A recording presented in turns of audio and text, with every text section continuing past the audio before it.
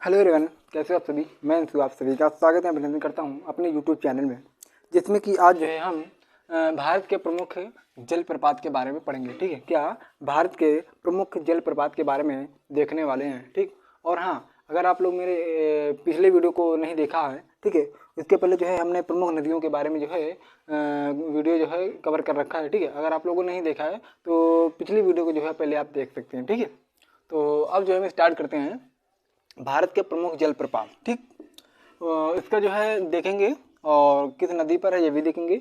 उसके बाद देखेंगे इसकी ऊंचाई कितनी है। ठीक है, तो पहला है जोग या गरसुप्पा। ठीक, जोग या गरसुप्पा ये किस नदी पर है, तो ये शरावती नदी पर है। कहाँ पर है? शरावती नदी पर है।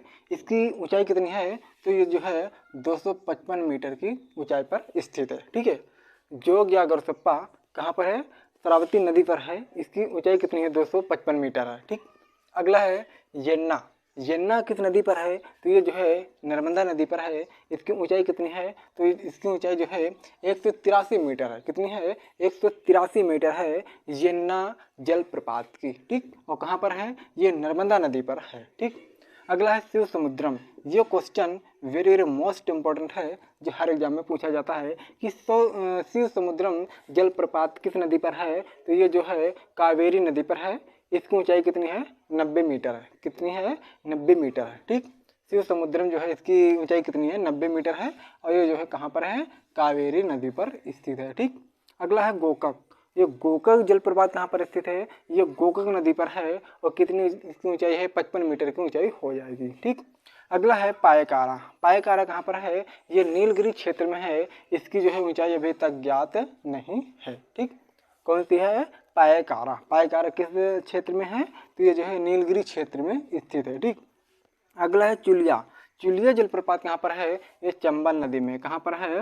ये चंबल नदी में है। कहाँ, कौन सी जलप्रपात? चुलिया जलप्रपात कहाँ पर स्थित है, तो ये चंबल नदी में है। इसकी ऊंचाई कितनी हो जाएगी? 18 मीटर हो जाएगी। ठीक, कितनी हो जाएगी? 18 मीटर हो जाएगी। अगला है पुनासा। ये पुनासा जलप्रपात कहाँ पर है? ये भी चंबल नदी पर हो जाएगा। दो नदियाँ आप दो जलप्रपात हो गए, चुलिया और पुनासा।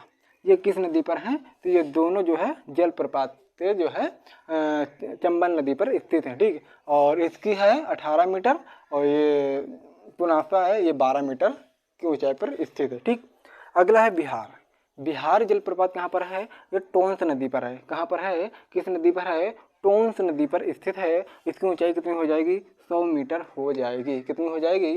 100 मीटर की ऊंचाई पर बिहार जो है जलप्रपात है, ये टोंस नदी पर स्थित है, और कितनी मीटर है? 100 मीटर की ऊंचाई पर स्थित है। ठीक, अगला है धुआंधार। धुआंधार जलप्रपात किस नदी पर स्थित है, तो ये जो है नर्मदा नदी पर स्थित है। किस नदी पर स्थित है, तो नर्मदा नदी पर कौन सी स्थित है? धुआंधार जलप्रपात जो है नर्मदा नदी पर स्थित है। इसकी ऊंचाई कितनी हो जाएगी? 10 मीटर हो जाएगी। कितनी हो जाएगी? 10 मीटर हो जाएगी। ठीक है, कौन सा? धुआंधार। ये भी जो है इम्पोर्टेंट है, जो हर एग्जाम में पूछा जा चुका है। ठीक, अगला है हुंड्रू जलप्रपात।